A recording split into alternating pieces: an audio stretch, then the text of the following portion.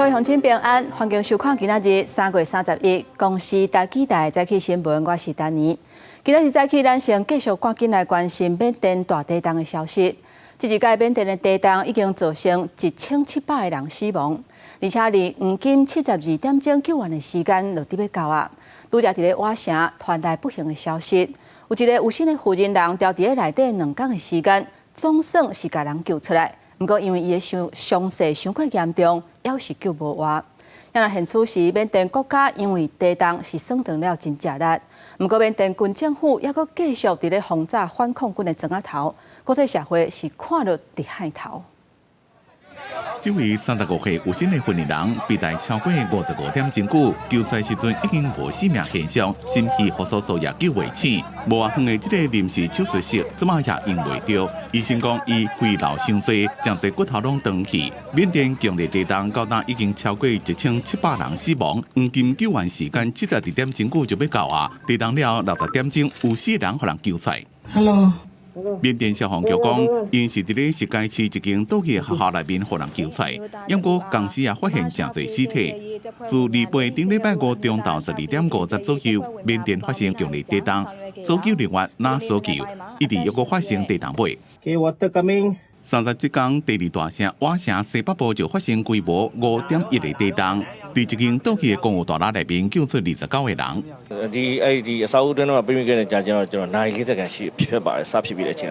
虽然地震发生了，救援行动就开始，国际援助也来到缅甸，不过灾情上严重的地区煞延前，附近只好用手挖。这个社区的厝差不多拢倒去变做平地，怪手软土机，小可休困。有一个人坐伫咧涂骹，有一个人倒做伙，大家拢无讲话。结果一个人点点看到现场，想要做啥也无才调。 虽然这个国家已经受创真严重，不过同时阁传出震惊国际社会的消息。缅甸军政府继续轰炸反抗军的村庄，东寨区石阶市西北部的江乌受到空袭。联合国表示，这个时阵这种的攻击完全无道理，而且无法度接受。代表被摆脱文明政府的全国团结政府讲，自30开始，对灾区的军事攻击行动将会暂停2礼拜。不过防御行动是无包括在内，赶快因为地震受损的太高。 一栋抑搁伫咧起的大楼倒去了，搜救任务继续伫咧进行。受到万国的死亡人数已经到18个人，抑搁有76个人失踪。公司新闻黄文玲编辑。这一届缅甸发生大地震，离地震中心有1000多公里远的泰国首都曼谷，同款嘛是海角。有一栋当咧起30层楼高的大楼倒去，目前抑搁有几啊十个人掉伫下底。即马救援人员阁继续甲时间伫咧找烧热。 希望赶紧把这个人救出来。怪手伫咧现场希望让加紧救援的速度，搜救到夜8起8路，看敢会让找到人。不过，这栋起到一半的大楼被地震震倒了，现场有真侪土粉加钢筋、阿蒙土、空骨力，和搜救人员加搜救到的行动加真困难。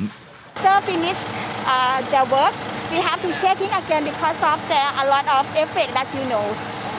There are a lot of the dust mixed with the structure and the metal dust. So in the ducts and cats is very sensitive. So we have to make sure. No, we do the blood test. 强烈地震后，曼谷起到一半的心计大楼倒来，有90个工人被缀伫咧下骹等人救。 着急要加上伫咧外口等，希望会当有好消息。但回救援人员讲出若是尸体，家属的情绪就真激动。ได้ยินเสียงมาเรียนลูกไหม 帮拼破镜搜救真困难，世界各国的救援队也来斗相共。以色列也派联合专家小组协助评估现场的情形，为了要围绕现场的搜救人员，当地人大布棚准备餐点。感谢大家来斗相共。公司新闻团队也伫现场看到，真侪民间团体来斗相共。公司新闻团队持续带您驻守在泰国曼谷的现场，我们可以看到在一区呢，其实除了警力、军力以及救护人员之外，还有许多的民间团体投入至此。而现场呢，其实我可以看到很多的救护车上面都写着泰国义德善堂啊。义德善堂呢，其实一开始他们是由华侨组成的慈善机构，其实一开始呢是负责提供这个棺材给无名尸，并帮他们处理后事，最后呢才转型成为一个有救援队的支援团体。据了解，义德善堂在发生重大事故的时候，工作团队抵达现场的速度恐怕都还会比警察还要快。有专家认为，结果一半的大楼会倒去，是因为当地的冷冻三加时间的方式问题。伫黄金救援时间一直过去，救援人员继续学，希望会让赶紧找到人。公司新闻综合报道。各位乡亲，刷来咱做伙来关心天气。今仔日受到大陆冷气团的影响，气象署透早针对金门、马祖甲新北发布低温的特报，尤其是金门甲马祖是柑仔色的灯号，那温度差不多会是10度左右，或者是10度以下。咱做伙来看温度。日时啊，伫北部甲东北部还是较寒，高温干那15度至17度，中部甲花莲高温差不多18度至22度，那其他的所在差不多是24度至27度。另外，受到气象署发布大雨特报影响，受到东北风甲华南分河区向东平线的关系，基隆北海岸、宜兰甲南投还有花莲的山区，可能会落局部的大雨。那明仔载甲后日水汽会慢慢啊减少，雨嘛较少。拜四了后，敢若剩北部甲东半部要小可会落雨。若讲到防疫，大家拢知影爱挂喙罨，爱接洗手。不过，台大公卫学院提醒大家，室内通风同款嘛是真要紧。研究团队去幼稚园监测空气的品质，因发现讲，若上课2点钟了后，二氧化碳的高度都会超过标准。呼吁大家都要注重室内空气品质，减少病毒畏团。细汉囡仔我斗阵耍佚佗物仔，因伫幼稚园甲伊交朋友定定耍做伙。若拄好拄着流感的流行期，家长拢会真烦恼。伫幼稚园互相喂着，搁喂转去互厝内。挂喙罨、接洗手是防疫的撇步。不过台大公卫学院透过研究，提醒开窗仔，互环境通风，对防疫也真重要。研究团队针对有空气换气系统的幼稚园进行3个月的空气检测。发现教室内的二氧化碳浓度伫上课2点钟了后会直直增加，常常超过一般正常值800 ppm。所以只要有人进来，他就通风量不足的话，他就马上冲到800。然后更夸张的是冲到1000哦。有趣的现象啊，礼拜1、礼拜2、礼拜3、礼拜4、礼拜5，你看随着一直叠上去，一直到休假才再逐渐降下来。学者表示，用二氧化碳浓度来做指标，通知影一个空间的换气量敢有充足。另外，医师也表示，不管是 COVID-19、流感、麻疹，空气未流通，二氧化碳浓度较悬的时，病毒拢会传较紧。特别是伫幼儿园囡仔较侪教室无介大的情形下，医师建议会使透过检测二氧化碳浓度来调整环境的空气品质。可以对二氧化碳的浓度进行监测，因为这也是相对来说一个成本较低的，对风险能够有适当评估的方式啦哈。那透过这样的评估，我们可以选择比较动态的去调整，比如说这个时候通风要不要再开强一点，好，或者这个时候人数要不要减少一点。医师也特别建议，若是会当安排一寡课程，让囡仔去到教室外活动，减少留伫室内的时间，也通增加教室的空气流通。另外，因为囡仔和时大拢是流感的高风险族群，建议教学场所、厝内甚至是办公室，拢通设立空气检测器，有意识了解环境的品质，也通降低儿童和家庭的感染风险。记者张家嘅谢桂林台北报道。各位乡亲，刷来咱做伙来看今仔日早报的重点。咱先来看联合报，新北市一个姓张的查甫人涉嫌甲厝边一个差不多8岁的查某囡仔翕私密的影像，传去外国的地下网站分享，去互澳洲的警方发现，通知咱国的警察。目前咱国检警已经查扣相关的证物，新北地检署嘛以相关的条例，甲这个查甫人起诉。来看自由时报。健保署清点一年来无申报，或者是医生开的数量较少的药啊，亲像是食感冒的，或者是止痛等等37项药品，按算会退出健保。咱台相关的医药工学会确认了后，会用的期限是到今仔日为止。过来看中国时报，鸡卵的价销一个月内是起几啊解，大麦价销为原底1斤32块起到42块，产地价销嘛同款起10块。有市区农民讲，是因为气候的变化，才会地区加破病。按算5月份的时阵，产量才会恢复稳定。内要起价，坐高铁敢是嘛要起价咧？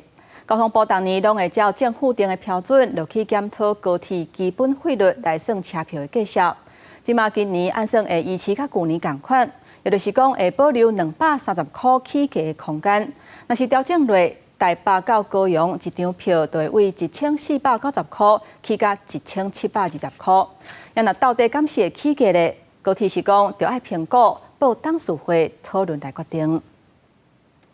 交通部依照甲台湾高铁合约，当年拢会以台湾区消费者物价总指数的变动幅度检讨高铁基本费率。因为高铁去年无起票价，以台北到高雄票价来讲，有230块的调整空间。工作非常出差的情况下，其实长久下来，这个价格心里还是会有一点介意。如果调涨的话，可以让搭乘人少一点的话，我觉得也不错。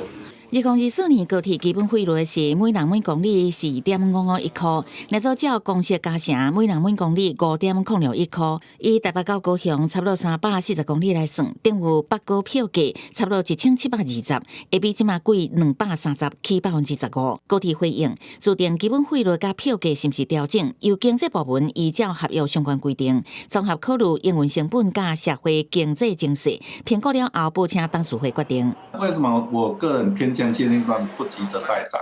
因为高铁是一个算是低碳的运输工具啦。那我们应该是乐见说，很多人喜欢用大众运输。除了高铁票价可能调整，31年无起的水价听讲也要调整，因为台水公司即马每卖一度水了2.45块，去年税后了39.49亿。预定今年可能会阁了59.34亿。台水公司31会甲水价检讨报告送经济部，无要评论水价调整的方向。水价长期确实是这个偏低啦。其实我们该做的一些相关的改善工程，其实我们还是依照我们的步骤来持续的来做。水费的调整，它对我们的这个 CPI 的，就是真正的这个影响，可能不会太大。学者预测，水价总共调悬，对物价冲击会比起电价较细。不过，万一水价调悬，是毋是会转予使用者、消费者拢会真关心。记者综合报道。继续来看，全台湾病院个别总额这个新的制度，4月份就要实施啊。有风声讲，有罕见疾病患者，伊去互医生看的时阵，煞对着病院甲讲，因为药无够，所以无法度甲看。罕见疾病基金会呼吁，总额管制罕见疾病应该爱列外来看，较袂去影响到患者就医的权利。因若健保署是回应讲，罕见疾病本来就是专款，是独立的项目，袂受到影响。病院个别总额制陆续实施，不过最近有一位罕见疾病患者伫就医的时阵，拄到病院以药品无够理由一度拒收，要求患者到其他病院看诊。最后经过协商，才阁转来到原本的病院看诊。罕见疾病基金会呼吁，罕见疾病应该爱排除伫总额管制以外。一般的病患，他是就98%以上就是一般的病患的话，那我们只有1点多的病患这样子哈，那就是说，那他又难照顾，药又贵，利润少，好，这个就可能会被排挤的原因。基金会讲，因为健保制度改革，未来各间病院有家己的总额，设有年度健保点数申报上限，那超过会拍折也是不爱给付。基金会烦恼讲，当门诊实施减量了后，病院是不是因为利润的考虑，而造成罕见疾病患者治疗全部被败溃？因为罕见疾病患者经外科医师的专业甲问诊，呼吁健保署爱甲罕见疾病相关的诊疗费用列伫病院个别总额以外，互伫病院做愈多，会得到更加多补助，才法度套钱来照顾罕见疾病患者的就医权。罕病在健保总额里面本来就是一项专款，所以它是独立的项目，它不会受到其他费用的影响。又另外争取了行政院20亿的公务预算来挹注罕病的照顾。基金会讲，有超过80%的罕见疾病患者必须要定期登去问诊来追踪病情。若问诊名额因为病院个别总额影响无够，恐惊被迫转为大院。健保署强调，会适度来编列预算，确保罕见疾病治疗的资源。公视新闻采访报道。继续来关心缅甸即届发生大地震，伤亡是真正力。缅甸军政府向国际来讨救兵。美国、印度、甲中国，还有罗西亚这个国家是派救援队或者是送物资要去缅甸的灾区斗3天。不过，缅甸海关这边的速度真慢，有不少救援的队伍要咧等通关。那这一届灾情是这么严重，美国估计这届死亡的人数可能会超过1万人。在坡山内底，在伫缅甸瓦城倒塌公寓下边，已经30点钟的妇女总算互救出来。伊的翁嘛欢喜拥抱倒伫两桥的家后。所以呢，现在大家里的包种啥嘞，心没那么轻，包种都拼命的拉烟雾心担负，你前年烟嘞。အခုတော့အဲ့လိုမျိုးရလာတော့ကျွန်တော်အရင်ဝမ်းသာတာပေါ့ဒါပေမဲ့အခုကြာနေရတော့ကျွန်တော်လည်းအရင်ဆိုရင်အခုဖြစ်မှာဆိုလို့搜救人員無眠無日，在倒塌的建築內底，加時間拼小走搶救人命。暫時累計有超過1600人死亡，還有至少2600棟的徛家，60間的學校毀損，當然有名的景點來陰湖的美景嘛看袂到咯。中國軍政府領導人明昂萊正喺向國際社會救援，各國嘛用行動表示提供援助。美國總統川普承諾會提供協助，印度是由印度空軍運送頭一批的物資，包括衛生用品、毯仔、糧食及民生用品，已經抵達緬甸的經濟大城仰光。另外，中國甲俄國的救援隊伍嘛分別派出82個人甲120個人進入緬甸救災。中國救援隊佫佇緬甸首都奈比多救出1名佫活的人。這個地震，互包括首都奈比多、瓦城等6大城市，攏加做重災區，災區受到通訊嚴重不通，伊個是內亂交戰的地區，加上地震造成的停電、甲基礎設施毀損，攏增加救援的困難度。公司新聞台是董炳耀。繼續往來看吉林蘭，美國總統川普最近講要甲吉林蘭買起來，互當地成做全球的焦點。吉林蘭佇咧300年前去互丹麥殖民，即嘛是丹麥政府下底自治地區。那自然資源真豐富，因的地緣策略嘛有因的優勢。最近這幾年，因開始想要復興在地因紐特人的文化，希望透過重新認捌手工的技藝甲赤面的傳統，要來找找自我的認同。五彩繽紛的串珠麻棍加首飾，做工正舊，真有民族的特色。格陵蘭因紐特人特有的手工藝，就敢若一個被顯貴的寶盒。這幾年開始受到大家的注意，一寡罕有的文化寶貝，除了手工串珠麻棍，一個強美社團的因紐特女性赤面加赤身。Jeg føler selv, det er meget frigørende at få Inuit tattoo. Det er ligesom om også de kommer hjem til mig.格陵蘭大部分的土地攏伫咧北極圈內面，是全世界上大的島，面積216.6萬平方公里，差不多台灣的60幾倍。掩有80%攏互冰雪砍掉去，人口只敢若57000人。1721年到1953年，格陵蘭互丹麥殖民，到1979年才得到自治地位。殖民時期，丹麥政府對格陵蘭實施同化政策，造成因紐特人真濟歷史傷痕，像是打壓因紐特舞。對因紐特少女強裝撇運氣，甚至1951年有22個因紐特的囡仔，互人帶去丹麥進行小丹麥人文化記憶實驗，囡仔加父母分開進行文化教育的社會實驗，造成悲劇性的效果。一話囡仔只敢若講丹麥語言，袂記的族語，一個被迫佇高年大漢。這22個人內面有真濟人心理無健康，甚至有一半大漢了，真早就過身。丹麥總理也捌佇2020年就這件代志向受害者道歉。And I say we have been stolen from Greenland. 因紐特人主要分布佇北極地區，美國、加拿大加俄羅斯也有因紐特原住民。佇咧格陵蘭，愈來愈多少年的因紐特女性要重新熟悉傳統的赤面加赤身，找迄段被偷走的歷史加文化。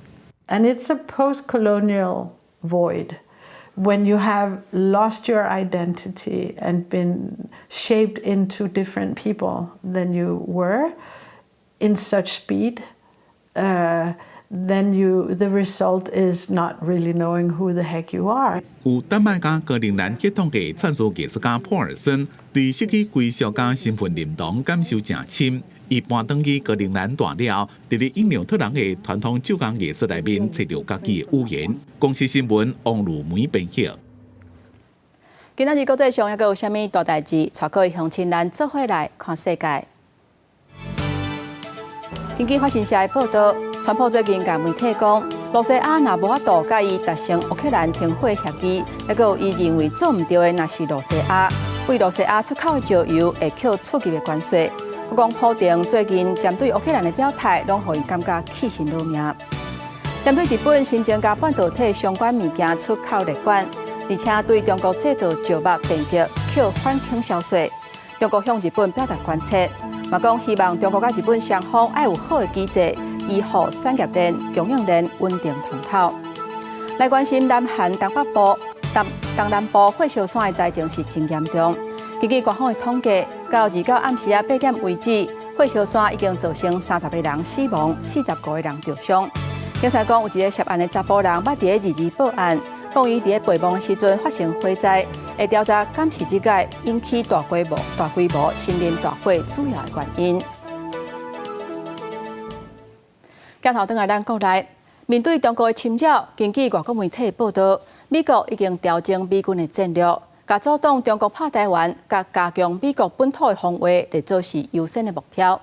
因为台湾甲美国买66架 F-16V 的战机，头一架已经出货。国防部副部长毕鸿辉甲驻美代表朱大雷嘛有去现场见证。中共继续对台湾文攻武吓，根据华盛顿邮报报道，美国国防部一份对内机密的备忘录显示，国防部长赫格塞斯已经甲合作中国夺取台湾，甲强化美国本土防卫列做上界优先的目标。对台湾主要采取具体防卫的战略，甲施压台湾加强国防支出，并且伫欧洲甲其他地区减少相对资源投入。有提到，未来要协调一些美国在各个地方的资源，那集中在印太区域，特别是在防止台湾被中国夺取。那他们未来会投注的资源，不管是在后勤或者是在物资、战略资源的这一个储存，这些都会再加强。陈冠廷分析，美国正在重新调整军事战略，集中资源在印太地区。咱国向美国采买66架 F-16V 新型战机，头一架战机完成组装甲7次，每当时间3个礼拜举行出厂典礼。国防部副部长毕鸿辉也有驻美代表朱大雷拢到场来观礼见证。我想这次美方邀请我方参加战机出厂典礼，除了展示战机的产制成果，也彰显了美国政府依据《台湾关系法》以及6项保证，持续协助台湾提升自我防卫能力的一个承诺。专家分析 F-16V Block 70B 空军现有为 F-16V Block 20，动力更加强，飞行性能也增加，营造更加多弹药，备升能力也更加紧，具备高度的稳定性加成熟后勤支援体系。这个 F-16V Block 70相较于目前我们所拥有的 Block 20，它可以携带更多的弹药，它的飞行性能也会增加，也就是搭载这个4型油箱，在机背这里有4型油箱，那么它的航程可以延伸30%，所以在不作战半径大致上可以延伸到1200公里以上。国防部3日发布，查到强机1架次超越海峡中线建立西南空域，也各有强舰7架，继续伫台海周边活动。国军运用任务机、军舰加花地飞弹系统严密监控加处理。记者综合报道。日的时阵，台中清水有一栋旧的楼仔厝，5楼甲6楼放弃。经过结构技术的评估，认为这结构甲安全也是有问题，其中的杂户唔通搁住。这杂户爱伫咧4月底进前搬走，若无就会强制甲厝封起来。居民收家己的家伙会当搬赶紧搬，啊，毋过也是有几落户人家唔知影未来会当住伫倒。我只是普通老百姓的，可是有的房东就是1度5块钱，那个价钱，那个电费都比那个台水台电还要贵。呀，你当然会他请问你，你问我安尼，你敢有接到政府要补助阮？就是没有嘛。啊，问安尼是毋是交互相信的？台中清水中心街一个老旧建物，2日透早无预警崩塌，造成5、6楼严重受损。住伫4楼以下居民嘛全部撤离，市政府赶紧拆除清理了后，由3大结构技师协助勘验，确认建物结构有安全疑虑，无适合搁住。建物所有人必须限期伫4月底前改善，啊，若无会伫5月初1封起来，并委托公所转至使用人配合。此段期间，如有擅自居住使用者，将依归处新台币6万元以上及30万元以下罚款。督法局指出，目前建物未虽有危险，这段期间住户会当入去搬生活物品。不过，这个案不是天然灾害造成的，是互人认定是使用人甲所有权人无现前维管责任，所以并无符合紧急安置伫社会主体的条件。当地里长是讲，为少住户会随面临租厝问题。他们在这边都是4000块左右，3、4千块啊，现在。听他们讲说，都是8000起跳，1万起跳。受影响家户都已做好后续居住的安排，目前剩下4户在梅河租屋。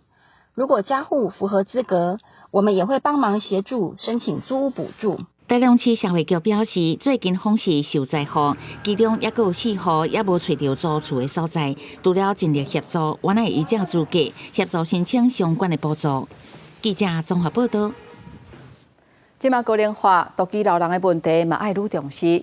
有民意代表讲，台北2008年的时阵推出紧急救援的系统，不过爱有伫咧独居的名单内底，才会当到这个系统。台北5万外的独居老人内底，敢若3000外人有设置。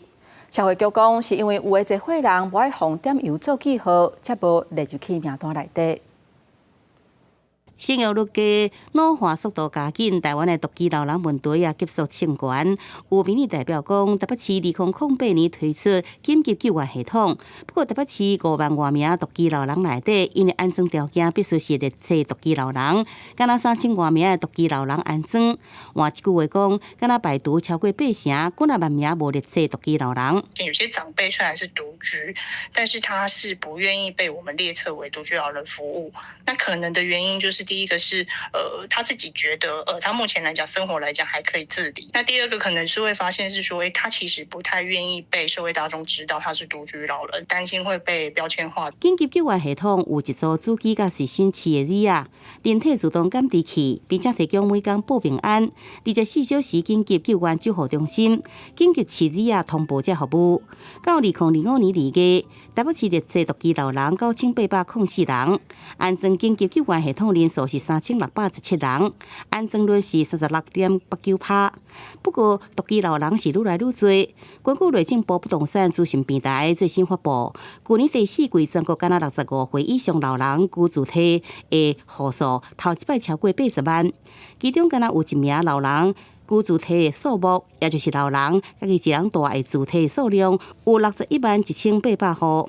平常的社会互动，有一群人可以知道，跟你知道你的生活习惯，家里面可以写一下你的相关人的联络一些方式，或者是一些你的基本的疾病的部分，也让救护人员可能到家里面的时候，可以很快在一个，比如说刚好是大门的前面的地方，可以看得很清楚。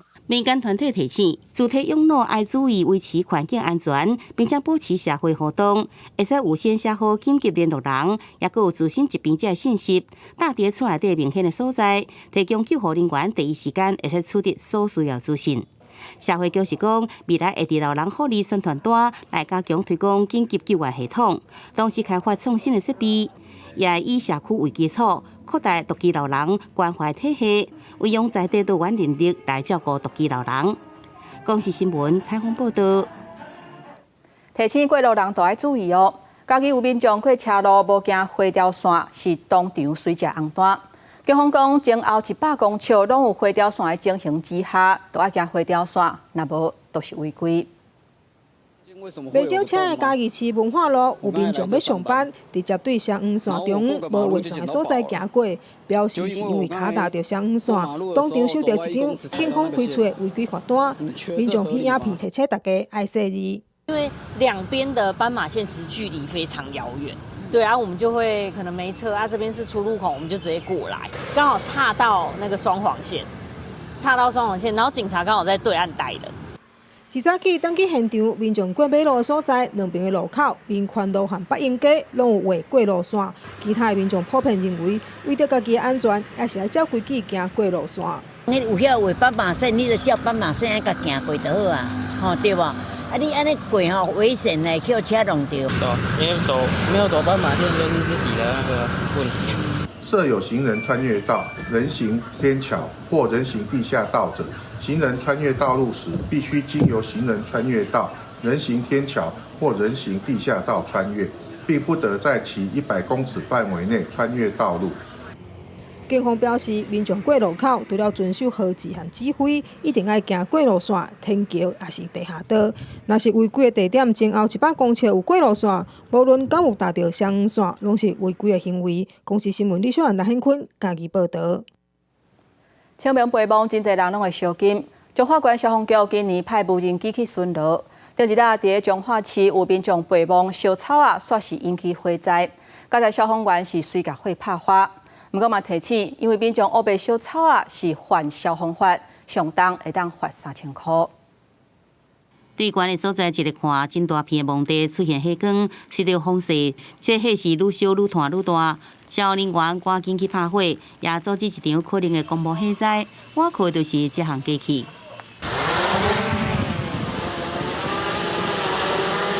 空翕机飞起来。那进行广播宣导，也会使经由及时影像传输，确认是毋是烧杂草。每年清明陪墓时间，各地公墓常常发生火灾。中华县消防局今年启动科技执法，这个月2日，果然伫中华市第2公墓就发现讲有民众伫烧杂草，而且有愈来愈摊开的情形。除了防止造成灾害，也依照违反消防法，开出今年头一张罚单。空中巡查的时候有发现民众引火燃烧杂草，那现场依法开立举发单，处以3000以下的罚款。另外，清明将届，也呼吁各位民众在扫墓的时候谨慎用火。中华县消防局统计，3月中旬过了后，全县发生45件公墓火灾，虽然比去年同期90件减少一半，不过也是互消防人员是真无用。有意少爷家己翕这个影片宣导，陪墓时要注意这个火样啊。遮吼路足细条的，消防车拢无法度入来，真正拢要靠人力排水桶，这一家几桶30 kg。中华县消防局讲，有加这个清明是陪墓上济时阵，民众除了爱小心用火，对着十大墓区也会加强来监控，并且无定时、无定点来巡检，避免有引发火灾的机会。记者综合报道。为着要推动环保，中华县环保局呼吁用捐钱捐予公益团体来代替烧金，只要捐超过300块，就有在地农产品会当领。清明节伫北角啊，有袂少民众提早起立骨塔拜祖先。为着鼓励民众环保制作，中华县环保局今年甲社福团体合作摆摊宣传，用捐款将功德回向给祖先，代替烧纸钱。若捐超过300块，个米粉通摕。因为厝里拢会有拆金嘛，是今日都看到这些活动，想讲减少那个纸钱也蛮不错的，所以就来这边参加看看。我觉得就是长辈他们有他们的想法，但年轻人也可以有年轻人的想法，可以分开。就他们要烧，他们就一样。但我们如果年轻人有这个想法，我们自己可以去实施，不一定要被长辈牵制。中华环保局2022年开始结合4大超商，推动清明节义工代金，捐款予中华县的社福团体，地当用手机换功德证回向给祖先。去年加倍送加比，捐款增加5成。环保局认为，今年应该会继续增加。我们113年以工代金的金额增加到21万元，相较于112年的14万元，增加达到5成。那这个也显示说，我们这个以工代金的理念也获得越来越多民众的一个认同。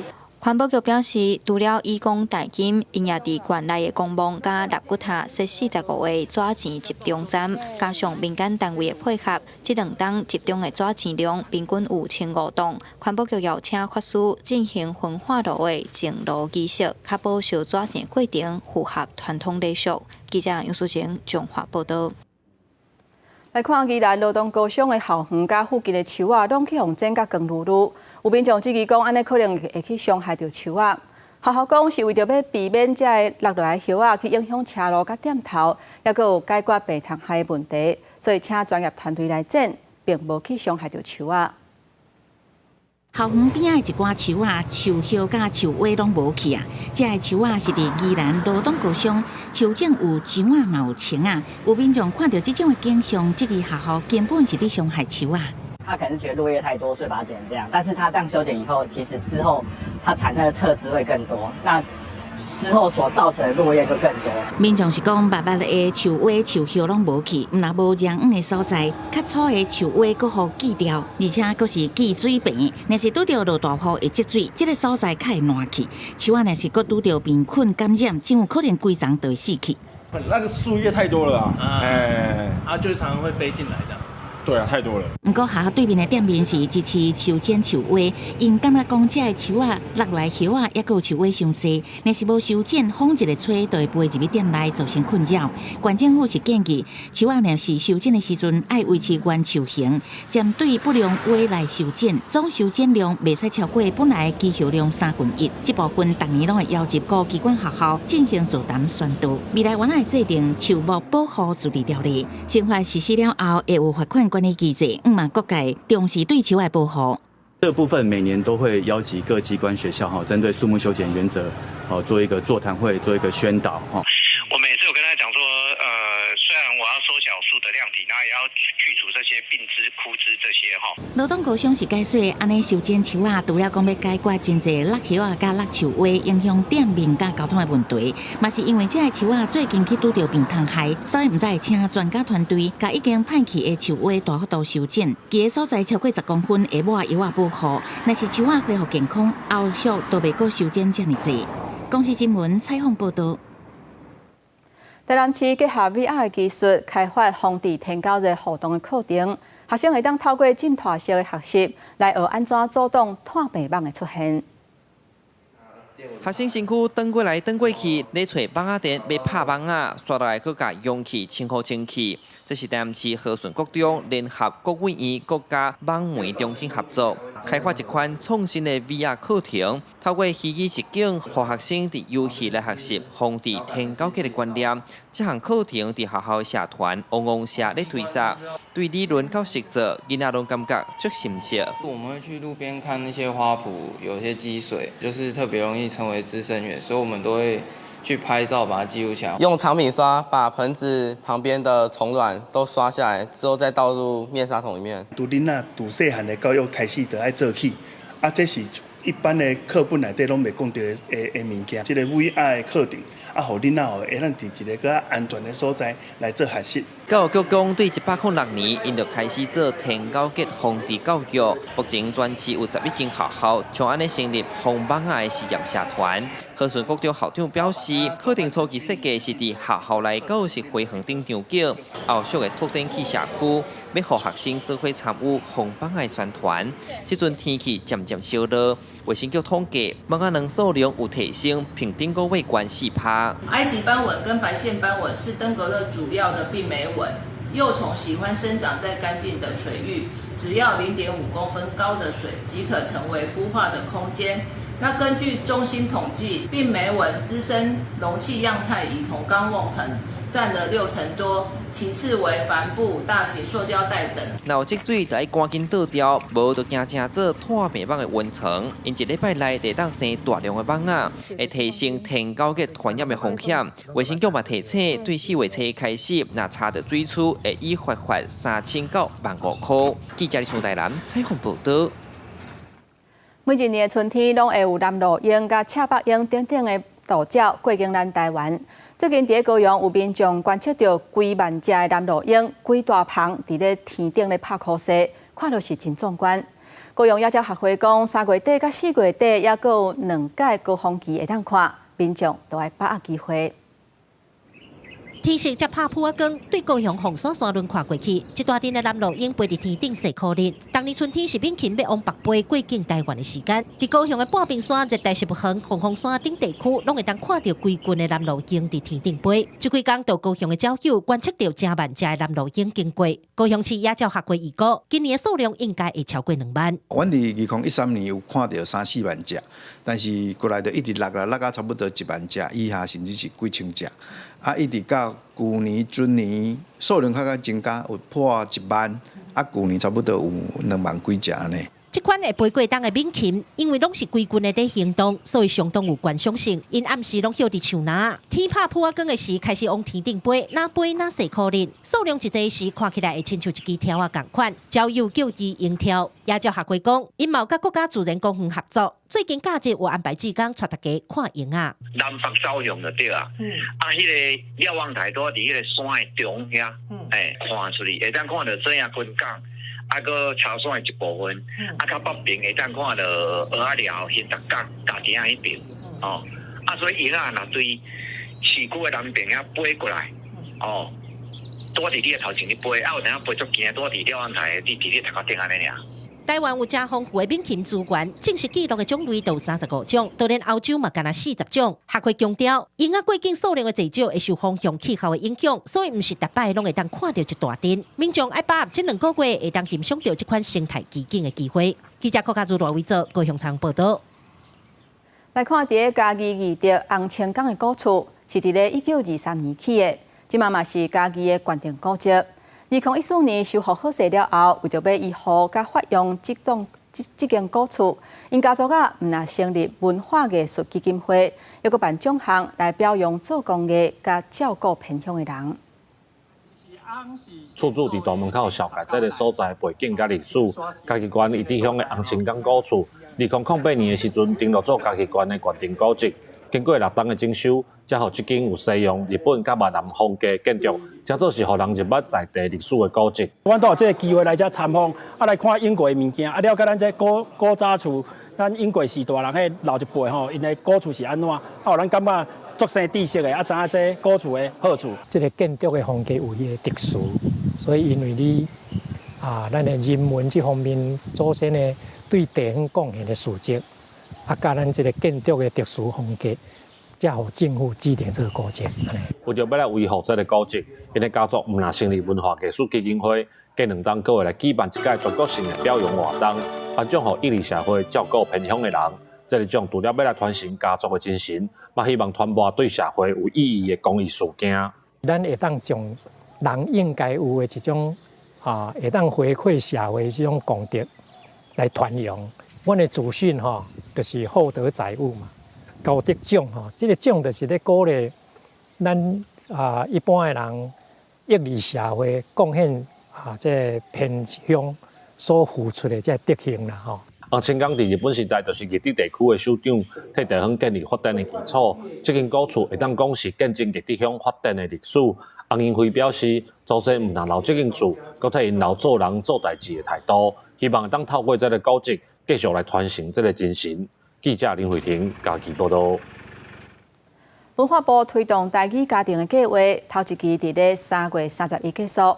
真侪台语家庭拢趁这2天带囡仔来扣点数，完成台语家庭计划目标。那第2期会伫咧4月初1开始，活动会一直到12月底。目标是要靠更较侪家庭做伙来参加，甲咱的母语继续延续落去。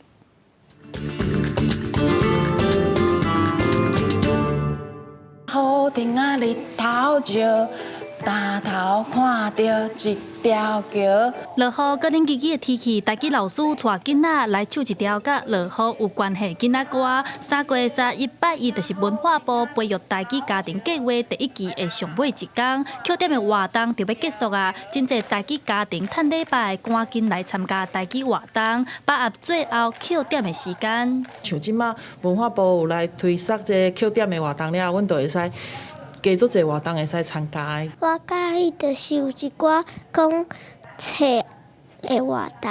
有爸爸因为外口落雨，互我无所在通去，所以带囡仔来到图书馆看册，以我知影有台语家庭的计划，感觉真有意义。也若第2期的培育台语家庭计划4月初1日开始，希望靠更较侪家庭来参加，甲母语延续落去。阮拄好有先登记合适家庭了，对啊，互因习惯这个台语的环境啊。较细汉还是较袂晓讲，咱就是我讲一届，伊讲一届。啊，若是较大汉，还是伊文化家庭较会晓讲，咱就会使用开放式的，互问伊，啊，互伊回答。彭志老师讲，即马政府推动培育台语家庭计划，吸引愈来愈侪有意识的家庭来参与。伊感觉这就是一款进步。伊讲，伫咧活动内面，常常会拄到台语程度无共的学习家庭和文化家庭。老师会用简单趣味的方式，互两种家庭的囡仔拢有兴趣学习。伊讲，只要政府和民间斗阵拍拼，打造一个全台语的环境，咱离互政母语的目标就愈来愈近。记者第阿选谢桂林桃园报道。为着要予囡仔有台语的环境，台中教育大学甲教育部为2017年开始有开一个网站，叫做台湾台语网架网，推动到今已经有21套台语的网架。即届推出新的作品，叫做是《烈火少女》，希望囡仔会当为电影除了学台语以外，嘛学习尊重无共性别的声音。今日甲爸做伙来驾车。哦，足好笑的，经过543，我笑到要冰车。网架当中的查某囡仔自细汉就想要和老爸共款做消防员，不过迄个年代是1932年的美国，当时社会并无允准查某囡仔做消防人员。这出网架电影《烈火少女》就是咧讲这个查某囡仔的故事。翻译这项电影的老师讲，即届翻译台语甲台文上困难的所在，就是要安怎甲英语翻做倒带台语词。英语内底，因爸爸问伊讲：“你敢知影谁那要叫 fireman， 你是 firewoman？” 啊，我就想着讲，咱台语有一个叫拍火兄弟，吼，嘿对，我就甲翻做讲，谁那你敢知影谁那人拢讲拍火兄弟，无人咧讲拍火姊妹。台中教育大学和教育部对2017年开始设一个台湾台语网架网的网站，负责推动的教授表示，对2017年到今一定推出来21项的网架。这届会选择《烈火少女》这出网架来做翻译，是因为故事内容嘛讲到现代上注重的性别议题。咱的教育的课纲吼，有一个叫做19项议题啦。这19项议题内底吼，已经有一个议题是性别，也有一个议题是防灾。咱这边也面多好咧讲性别甲防灾观念。听教授表示，台湾台语网架网累积作品愈来愈多，一定坐甲会当分适合的年岁站来看，有幼稚园、国校啊、国中、高中无共年岁人适合看的网架，希望会当替台湾的囡仔创造一个全台语的网架环境，看网架学母语。记者第阿选柯敏哲台北报道。根据美国研究指出，北极海冰即嘛是样甲真严重。今年冰的面积可能是47年来上少的，即马冰样甲遮尔紧，天气恐惊的是愈无正常。美国国家冰雪资料中心发布消息，指出北极海冰面积真可能伫20日达到今年的上最，大约1433万平方公里。往年的资料显示，北极海冰大约伫每年2月到3月是上最，也来甲1981到2019年的面积平均上最是1564万平方公里来比较，今年就减少大约36个台湾的大细海冰。专家警告，海冰面积是47年来上低纪录。We're continuing on this path towards less overall sea ice, and of course, a record year will make the news, and it should. But then again, it's really that, we just keeping on this path, and eventually we will lose the ice in the Arctic Ocean in summer. 海冰会调节大气层甲海洋中间热能交换，对稳定地球气候系统有真关键作用。专家讲，海冰扬起了后，真可能造成真热天气、做大水、可化这极端气候更加接出现。If one part of the climate system and one part of the Earth is changing faster than anywhere else, the rest of the system has to respond. 另外，海冰扬起啊，冲击极地生态系，像大家知影，北极熊也佮有海拔，拢需要海冰真做栖息地。若是无海冰，因会失去休困，也佮拍拉找这所在。形成严重的生存考验，公视新闻又派阵编译。天气报你知，咱做伙来看今仔日各地温度。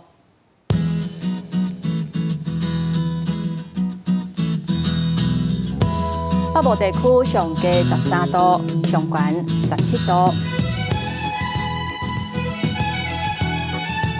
中部地区上低12度，上悬21度。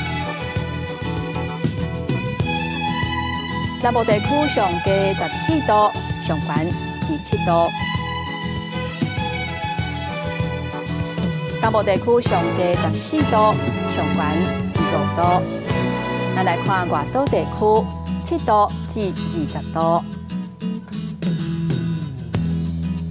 一个未来这3天的天气。